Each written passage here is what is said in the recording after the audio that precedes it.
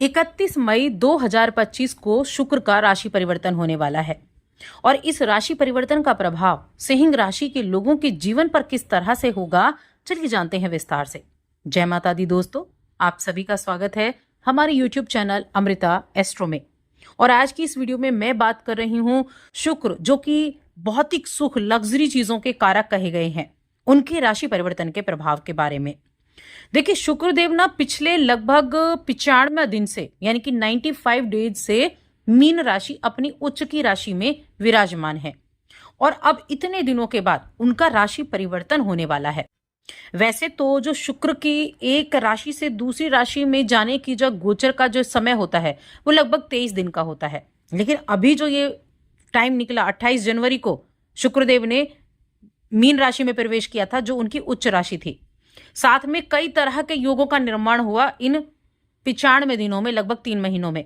कहीं पिशाच योग बना, ग्रहण योग बना, पंचग्रह योग बना, षडग्रह योग बना और उनकी वजह से कई तरह के बदलाव भी हर एक क्षेत्र में हमें देखने को मिले। तो ये जो एक अभी टाइम पीरियड अभी जो एक शुरू होगा, ये बेहद खास है। इतने दिनों के बाद अपनी मीन राशि की यात्रा समाप्त करके शुक्रदेव मेष राशि, जो कि मंगल की राशि है, वहां प्रवेश करेंगे और यहां इनका प्रवेश सिंह राशि के जातकों के लिए बेहद खास भी होने वाला है। कई तरह के बड़े बदलाव आपको देखने को मिलने वाले हैं। वो बदलाव क्या होंगे, इनके बारे में जानेंगे।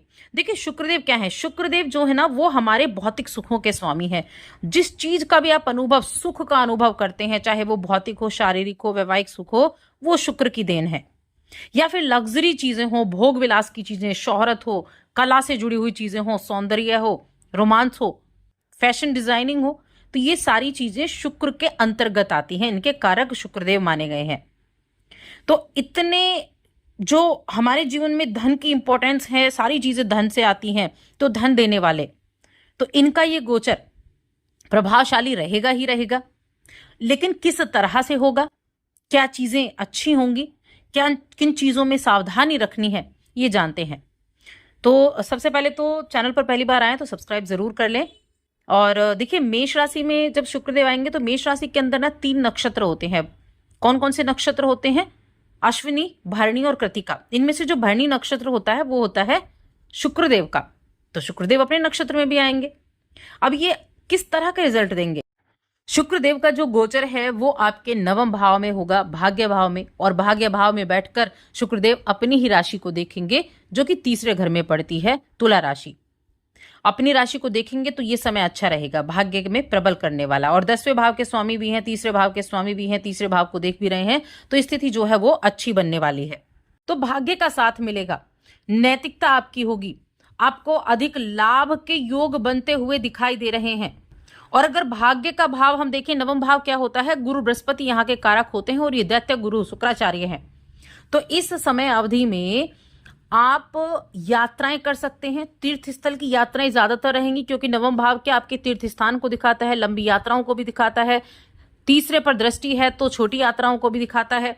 तो इस समय अवधि में करियर की अगर मैं बात करूं तो करियर के क्षेत्र में आपको नौकरी में अधिक लाभ मिलने के संकेत हैं। इससे आप प्रगति भी कर पाएंगे, आपको नौकरी के नए अवसर प्राप्त हो पाएंगे। जिन्होंने जॉब के लिए अप्लाई किया हुआ है उनके लिए बहुत अच्छा समय रहेगा। कहीं ना कहीं आपके लिए भाग्य के द्वारा आपके जॉब के चांसेस बनते हुए दिखाई देंगे।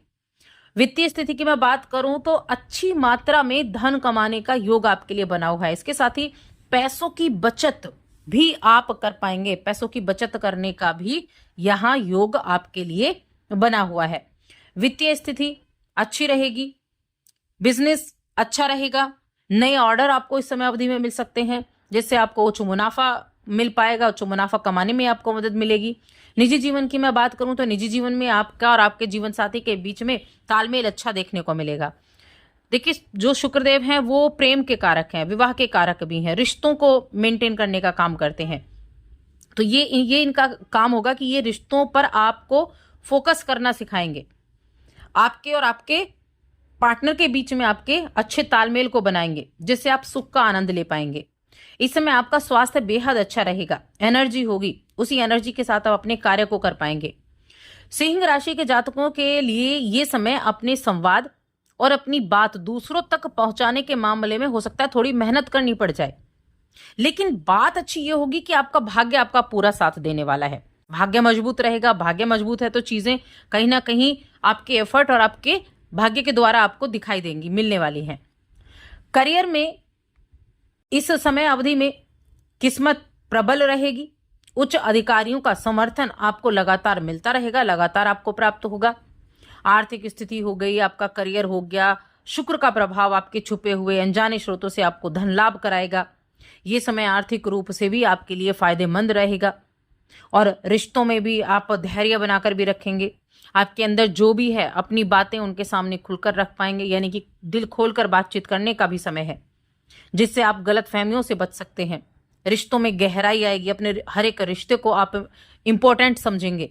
अपने हर एक रिश्ते को आप अच्छे तरीके से मैनेज करते हुए दिखाई देंगे।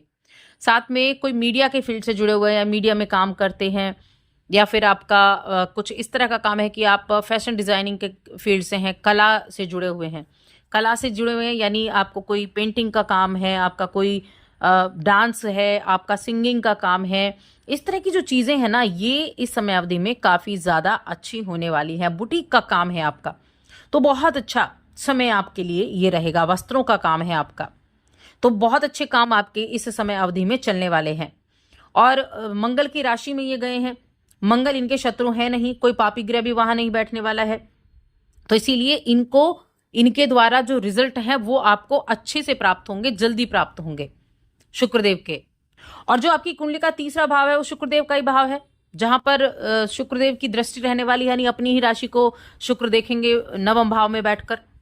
अपनी राशि को देखेंगे तो अपने कम्युनिकेशन से आप लोगों को अपनी तरफ आकर्षित कर पाएंगे, अपनी तरफ उनको कर पाएंगे। आप बड़ा मीठा बोलेंगे। लेकिन सिंह राशि है, कहीं ना कहीं अहम तो आता है मन में, ईगो तो आती है, कोई ना कोई एक राजा जैसा अब मन में तो रहता ही है।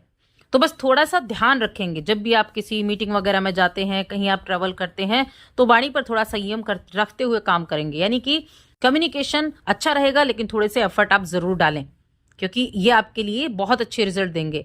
और एक चीज और करें, आप जब भी आपको समय मिले तो समय निकाल कर अच्छे कामों में लोगों की मदद करें। कुछ लोग अगर एनजीओ से जुड़े हैं या कुछ इस तरह के काम कर रहे हैं जो सामाजिक रूप से काफी अच्छे माने जाते हैं, तो अच्छे कामों में मदद करें, ताकि आप खुद से आगे बढ़कर दूसरों की भलाई में मन लगाएं। ये आपके लिए बहुत अच्छा रहेगा। इसके अलावा अगर मैं उपाय की बात करूं कि क्या उपाय आप कर सकते हैं, तो मैं कहूंगी सूर्यदेव की उपासना करें। सूर्यदेव को प्रतिदिन जल दें। ओम भास्कराय नमः इस मंत्र का जप आप कर सकते हैं, तो आपके लिए अच्छा रहेगा। वैसे आपके लिए जो शुक्रदेव हैं वो मित्र ग्रह नहीं है, सूर्य के मित्र ग्रह तो बिल्कुल भी नहीं है, शत्रु राशि है। लेकिन फिर भी क्योंकि ये अपनी राशि को देखेंगे और भाग्य भाव में जाएंगे, तो भाग्य भाव में जब भी कोई ग्रह जाता है उतने नेगेटिव इफेक्ट तो नहीं देता है, तो इसीलिए थोड़ा सा ध्यान रखेंगे बस अपनी वाणी पर। स्वास्थ्य भी आपका ठीक रहेगा, स्वास्थ्य संबंधी ऐसी कोई प्रॉब्लम आपको देखने को नहीं मिलेगी।